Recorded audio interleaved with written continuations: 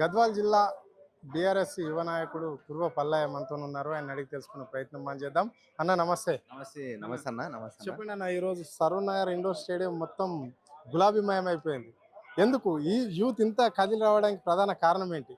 ఆవేదన ఇవాళ రాష్ట్రం ఎట్లా మోసపోతుందో, ఇవాళ రేవంత్ రెడ్డి ఎట్లా యువతని ఈ రాష్ట్రంలో అణచివేస్తున్నాడో, ఇవాళ రోడ్ల మీదకి యువత ఇంత పెద్ద ఎత్తున స్వచ్ఛందంగా ఇవాళ బీఆర్ఎస్ పార్టీ ఆధ్వర్యంలో కేటీఆర్ గారి నాయకత్వంలో జరుగుతున్నటువంటి యువ సంగ్రామ సదస్సుకు లక్షల వేలాది మంది నిరుద్యోగులు ఎలా క్యూ కట్టి వస్తున్నారంటే, ఈ దుర్మార్గుడు రేవంత్ రెడ్డి ఏమి కళ్ళు ఉండి కబోదిలాగా చూస్తున్నాడు తప్ప ఏమి చేయలేని చేతగాని దద్దమ్మ.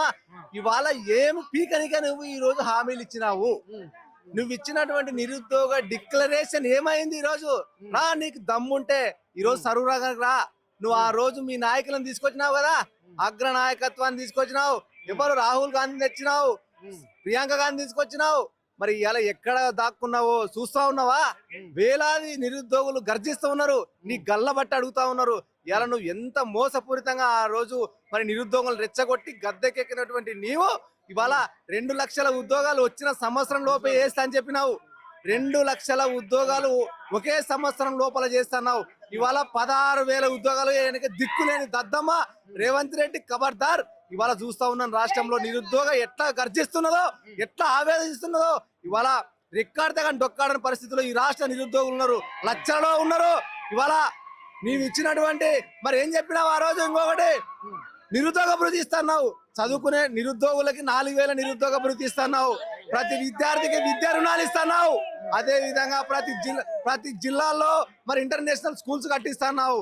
ఏమైనాయి ఇవాళ ఇవన్నీ ఏమైనాయి? మేము వచ్చిన వెంటనే నెల నెల జాబ్లు వేస్తాను. ఈ ముఖం నెల కాదు కదా, 3 ఏళ్ళు అయితే కూడా 3,000 ఉద్యోగాలు లేని చేతగా దద్దమ్మవు నువ్వు. ఇవాళ చూస్తా ఉన్నావు సరూర్ నగర్ గర్జిస్తా ఉన్నది నిరుద్యోగుల పక్షాన. స్వచ్ఛందంగా వచ్చి ఇవాళ వేలాది మంది క్యూ కట్టినారంటే నీ యొక్క చేతగాని పరిపాలనకు నిదర్శనం. ఇవాళ రాష్ట్రంలో రాక్షస పాలన నడుస్తుంది.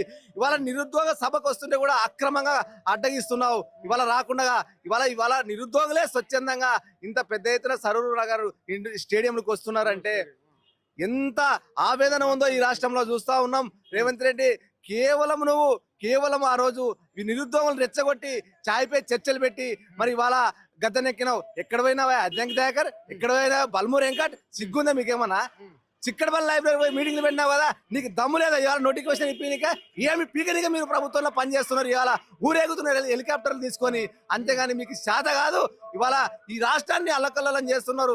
ఈ రాష్ట్రంలో ఉన్నటువంటి నిరుద్యోగులను ఇవాళ లైబ్రరీలలో, ఇవాళ జిల్లా లైబ్రరీలో హైదరాబాద్ లో మరి వాళ్ళు అన్నం తినడానికి వండుకోవడానికి ఖర్చులు లేవు, పెళ్లిళ్ళు కాక చస్తున్నారు అన్న ఆయన. మీ దుంపలుగా మీరేమో పెళ్లిళ్ళు చేసుకొని ఫ్యామిలీలతో ఆట ఆడుతున్నారు, ఊరేగుతున్నారు హెలికాప్టర్లో. మీకు సిగ్గు బుద్ధి శరం లజ్జ ఏం లేదు. మీరు ఈ రాష్ట్రాన్ని మరి అల్లకొల్లం రాబందుల పాలు చేస్తున్నారు. మీ దొంగల పార్టీ, కమిషన్ల పార్టీ. కేవలం నిరుద్యోగులతో గద్దెకెక్కినటువంటి మీరు ఖచ్చితంగా నిరుద్యోగులు నడుము బిగించినారు. మిమ్మల్ని గద్దెదించడానికి మీరు ఈసారి ఊర్లలోకి వీధుల్లోకి వస్తే గల్ల పట్టుకొని ఖచ్చితంగా అడిగే పరిస్థితి ఈ రాష్ట్రంలో ఏర్పడింది. మరి అందుకోసమనే ఇప్పుడున్న పరిస్థితి చాలా ఆవేదనతో ఆక్రందనతో నిరుద్యోగులు ఉన్నారు. ఇవాళ చూస్తా ఉన్నాం పల్లె నుంచి సరూర్ నగర్ స్టేడియానికి మరి క్యూ కట్టి ఇవాళ స్వచ్ఛందంగా నిరుద్యోగులందరూ కూడా రావడం జరిగింది. అందుకోసమే పెద్ద ఎత్తున కూడా సభ జరుగుతుంది. మరి ఇటువంటి దుర్మార్గం యొక్క పాలనను అంతం చేయాలని ఇవాళ ప్రతి ఒక్క నిరుద్యోగి కూడా మరి నడుము కట్టినటువంటి వ్యవస్థ ఈ రాష్ట్రంలో ఉన్నది. ఇంకా దగ్గర పడినాయి రేవంత్ రెడ్డికి. మొత్తం నేను పాలమూరు బిడ్డను అని చెప్పుకుంటున్నాడు.